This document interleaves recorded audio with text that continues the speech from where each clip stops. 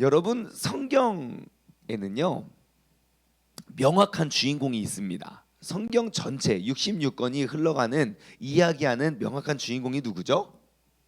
예수님입니다. 작게 보면 예수라는 한 사람이고요. 크게 보면 그 예수님을 소개하기 위하여 주인공이 되는 민족이 있는데 그 어떠한 민족입니까? 이스라엘 민족입니다. 성경은 명확한 주인공이 있습니다. 오직 그 이스라엘 민족. 그래서 그들을 작게는 이제 유대인이라고 말하는 사람들이고요. 예, 그리고 이제 그 유대인들은 자신의 엄청나게 특권 의식을 굉장히 크게 가지고 있었습니다. 그래서 천지창조 이후로 뭐 앞에 뭐 홍수 사건도 있고 뭐 바벨탑 사건이 있고 11장의 바벨탑 사건 이후로 12장부터 아브라함이라는 사람을 딱 택하여서 내가 그에게 너를 통해 민족을 이루겠다라고 약속을 하고 그 아들 한 명, 그 부림의 부부로부터 아들 한 명을 주시고 그 한 명의 아들로부터 시작된 그 아름다운 막 놀라운 역사가 쭉 이어지는 것이 바로 성경입니다. 자, 그러면 성경의 명확한 주인공이 이스라엘 민족이라면 성경의 66권 모든 성경 그 모든 권들의 대상은 누구여야 되겠습니까? 당연히 그 주인공이겠죠. 모든 에피소드가 그 주인공들에게 타겟이 맞춰져서 기록이 되어 있겠지요. 그래서 우리는 그 큰 그림을 캐스켓 MT로 우리가 지금 보고 있는 거 아닙니까? 그런데 재밌는 사실이 하나 있습니다. 성경을 다 통틀어서 이스라엘 민족, 아니 뭐 신약은 뭐 해외 선교를 하니까 신약은 빼고 구약 성경의 39권을 통틀어서 글을 이제 받는, 그러니까 글을 쓰는 사람 말고 글을 받는 대상이 이스라엘 민족이 아닌 책이 딱 두 권이 있습니다. 뭐하고 뭔지 아십니까? 예? 제가 뭐 이렇게 장황하게 설명하겠습니까? 그 중에 하나는 나움 아니겠습니까? 내가 뭐 쓸데없는 이야기를 여태까지 했겠습니까? 나움서하고 또 하나가 뭡니까? 요나요. 요나서와 나움서는요 성경 66권 통틀어서 이스라엘 아니죠 신약을 빼고 구약 성경 39권을 통틀어서 그 글을 쓰는 대상이 이스라엘 백성이 아니라 니누의 백성이에요. 니누에는 어떠한 백성입니까? 예? 아시리아 제국의 수도입니다. 아시리아 제국은 어떠한 제국입니까? 북이스라엘을 멸망시켰던 제국이에요. 그러니까 얼마나 나쁜 짓도 많이 하고 얼마나 못된 짓도 많이 하고 이스라엘 백성을 괴롭히고 그 하나님께서 사랑하시고 택하시고 모든 성경 역사의 주인공이셨던 그 주인공이었던 이스라엘 민족을 그렇게 괴롭히고 핍박하고 결국 멸망시키는 그 사람들을 위해서 쓴 책이 딱 두 권 어찌 보면 두 권이나 기록이 되었다는 겁니다. 자, 그러면 질문, 왜일까요? 왜 39권 중에 두 권은 그 대상이 이스라엘 백성이 아니라 니누의 백성일까요? 그것도 뭐 이스라엘을 도와줬던 백성이면 또 뭐 그러려니 하겠는데 그것도 아니고 왜 그들을 그렇게 핍박하고 괴롭혔던 그러한 책들이 두 권이 기록되어 있었을까요?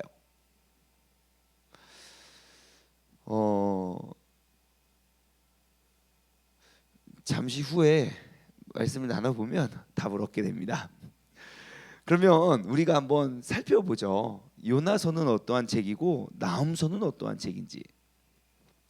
요나서의 뭐 후속편이라고 말할 수 있는 게, 그러니까 전편은 속편은 요나서고 후편이 이제 나훔서인데요. 여러분 잘 아시다시피 요나는 뭐 교회 안 다니는 사람도 그 내용을 잘 알 거라고 생각을 해요.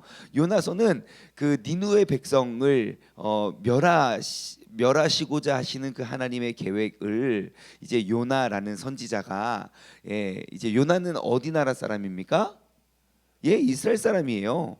예, 그래서 이스라엘 사람 그 니느웨 백성을 멸하셔야 되는데 그게 우리의 기도의 응답인데 하나님은 그들을 용서하시고자 그들을 사랑하셔서 이스라엘 백성 요나 사람을 보냅니다. 보내서 그들이 회개하는 내용.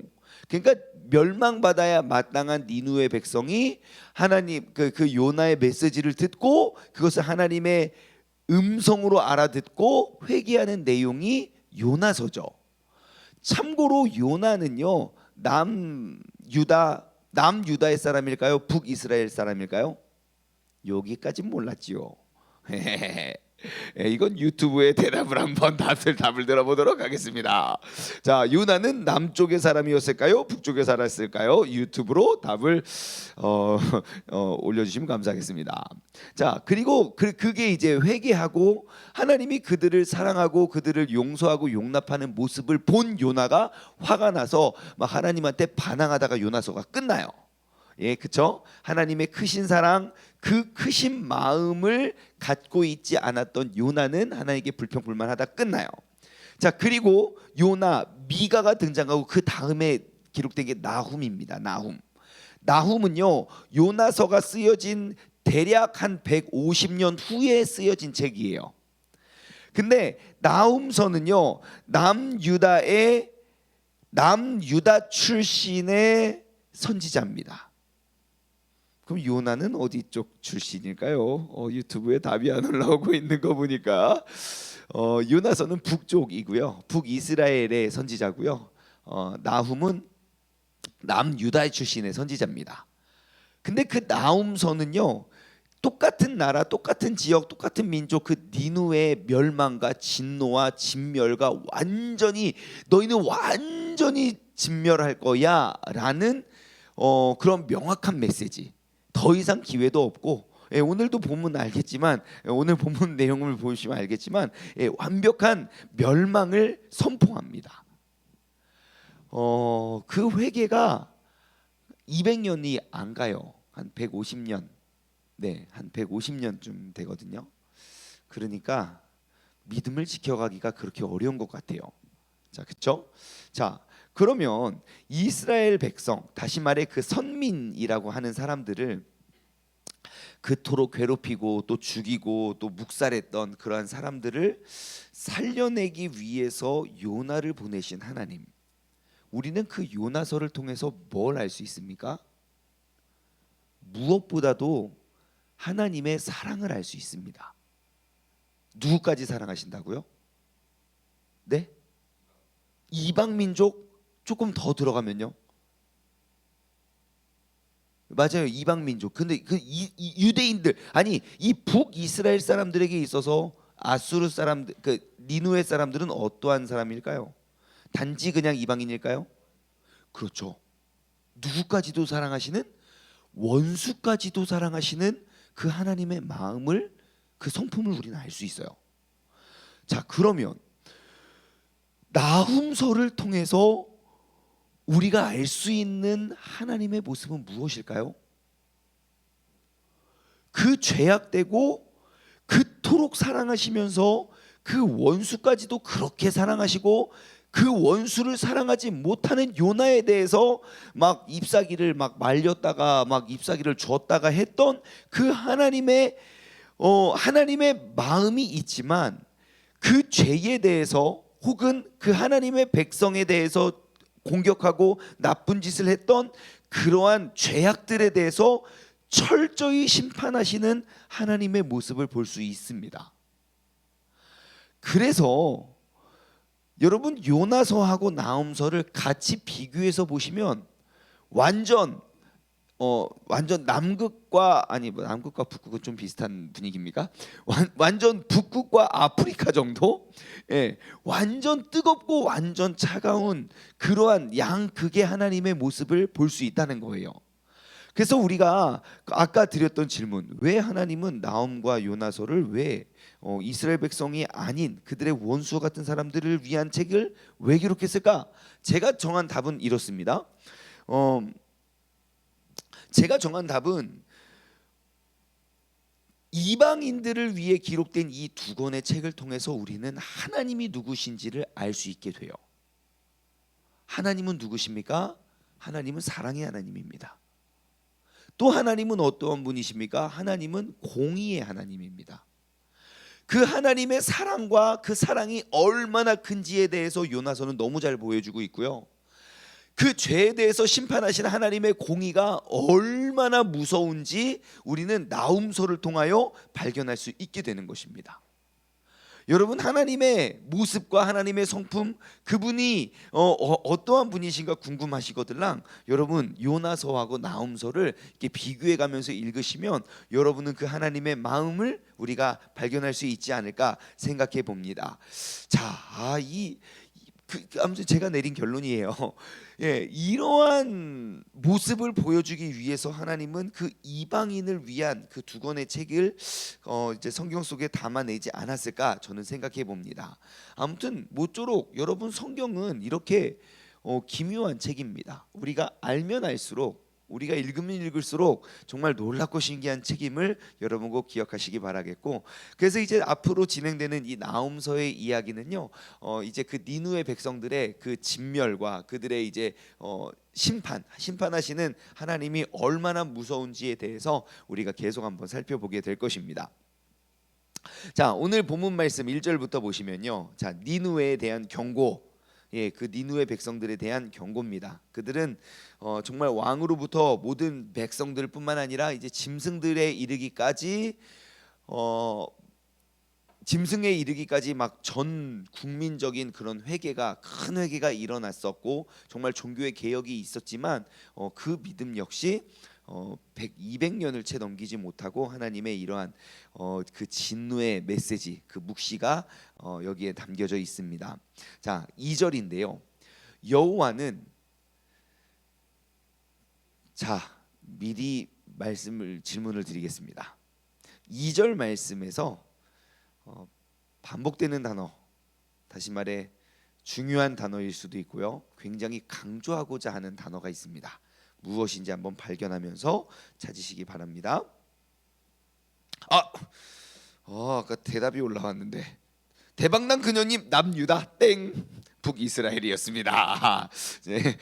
자, 2절 말씀 함께 읽겠습니다. 시작. 여호와는 질투하시며 보복하시는 하나님이시니라. 여호와는 보복하시며 진노하시되 자기를 거스르는 자에게 여호와는 보복하시며 자기를 대적하는 자에게 진노를 품으시며. 자, 여기서 지금 2절 말씀에서 이야기하고자 하는 그 핵심이 뭔지는 아시겠죠? 뭡니까? 자꾸 나오는 단어는 뭡니까? 첫 번째, 보복하신다. 하나님은 보복하시는 분이시다. 두 번째는 진노하시는 분이다. 그분은 굉장히 무서우신 분이다. 하나님은 참으시지 않는다. 그리고 그 하나님 진노의 스케일에 대해서 그 밑에 쭉 나와 있습니다. 진노의 스케일이 뭐냐면 산들이 진동을 하고, 산들이 녹아내리고, 막 바위들이 깨지고, 막 하나님이 진노하시면 그러한 일들이 아파트 무너지고 이런 거 아닙니다. 막 산들이 녹아내리는 정도, 그 정도 하나님은 진노하시는 분이고, 그리고 하나님 보복하시는 분인데요. 그 대상이, 명확한 대상이 있습니다. 하나님이 그렇게 진노하고 보복하고 그리고 이렇게 질투하시는 하나님이 그 진노를 느끼고 그리고 보복하는 그 대상이 누구라고 나와 있습니까? 2절에 누구에게 그렇게 보복하시고 진노하십니까? 네? 2절에 답이 다 있습니다. 누구한테요? 자기를 거스르는 자에게요.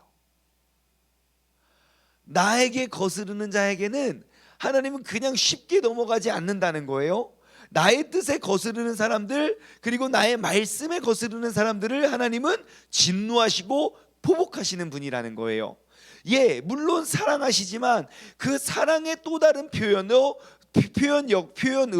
하나님을 정말 택한 그런 백성들을 거스르는 자에게 여호와는 보복하시고 진노를 품으신다. 자기를 대적하는 자에게 진노를 품으신다. 자, 우리가 이 말씀을 통해서 알 수 있는 건 무엇입니까? 하나님은 다 알고 계신다는 겁니다. 무엇을요? 내가 보복할 때 지금 일어나고 있는 내가 갚아야 될 그런 대상에 대해서 나는 모든 것들을 알고 있어야 된다. 알고 있다는 것이지요. 내가 모든 것들을 알고 기억하고 계산하고 있다가 이 죄의 근거를 가지고 혼낸다는 거죠. 그러면 그 이스라엘 백성들, 하나님을 사랑하는 나의 백성들을 그렇게 못되게 굴고 힘들게 하고 어렵게 했던 그 하나님, 그 사람들에 대한 보복이라고 우리는 알 수 있겠지요. 니누의 백성은 하나님께 죄 지은 사람은 니누의 백성 말고도 뭐 너누에, 노누에, 누누에 막 많아요. 근데 하나님이 니누의 백성에 대한 보복은 무엇이겠습니까? 내 나라, 내 민족, 내 사랑하는 백성들에 대한 그러한 잘못된 것 내가 다 기억하고 있어. 내가 이제는 결단코 너희를 넘어가지 않을 거야. 자기를 거스르는 자에게 여호와께서도 보복하시고 자기를 대적하는 자에게 진노를 품으시는 분이야. 여러분, 하나님은 다 알고 계십니다. 그러니 여러분, 그분께서 다 보복해 주십니다.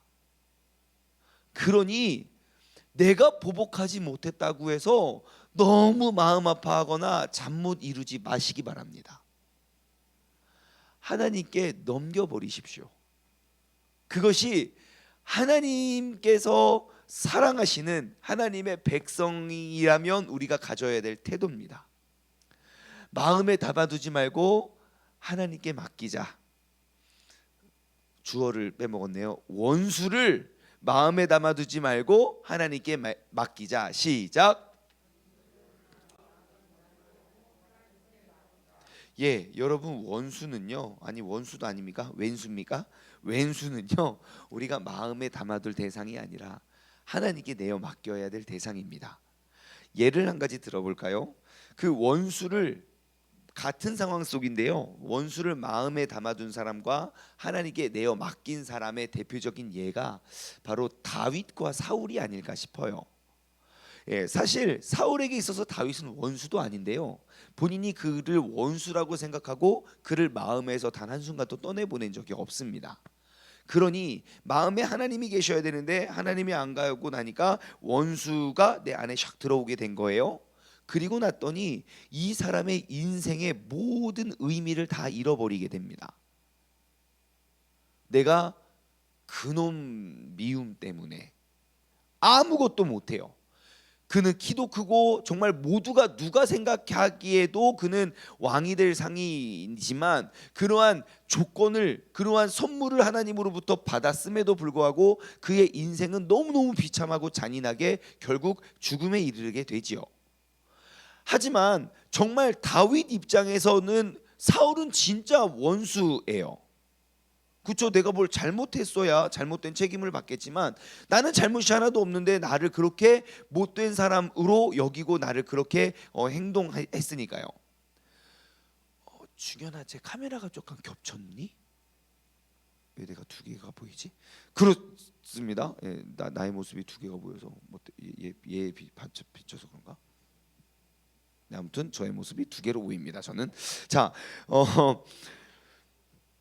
그렇죠. 여러분도 두 개로 보이시죠? 예, 이게 지금 그게 겹친 것 같아요. 이 카메라랑 저랑 한쪽 끝으로 몰아주시면 좋겠어요. 네, 아무튼 그렇습니다. 저는 지금 둘입니다. 예, 점점 멋있어지고 있습니다. 자, 자, 아무튼 네네, 그렇죠, 됐어요. 이제 한 명이 됐습니다. 자, 아까부터 이상하다고 생각했는데 이상하다고 생각하고 보니까 정말 이상했군요. 예, 그렇습니다. 자, 아무튼 다윗 입장에서 봤을 때 사울은 진짜 원수 같은 사람인데 그 원수, 하나님께서 기름 부음 받은 사람이기 때문에 내가 그를 내 손으로 어떻게 저기 하지 않겠습니다 하고 그 원수를 하나님께 넘겼던 다윗은요, 다리 뻗고 잘 자요. 근데 원수를 내가 갚지 아니하면 안 된다고 막 쫓았던 사울은 다리 뻗고 잘 날이 없었어요. 결국 인생이 어떻게 됩니까? 하나님께 내어 맡겼던 사람은 원수를 하나님께서 정말 그렇게 막 잔인하고 막 불명예스럽게 갚은 것, 거기서 끝이 아닙니다. 그 모든 원수를 하나님께 내어 맡기고 삶의 기준을 하나님께 두었던 다윗에게 부어주시는 복을 한번 보십시오. 그 복을 한번 세워 보십시오.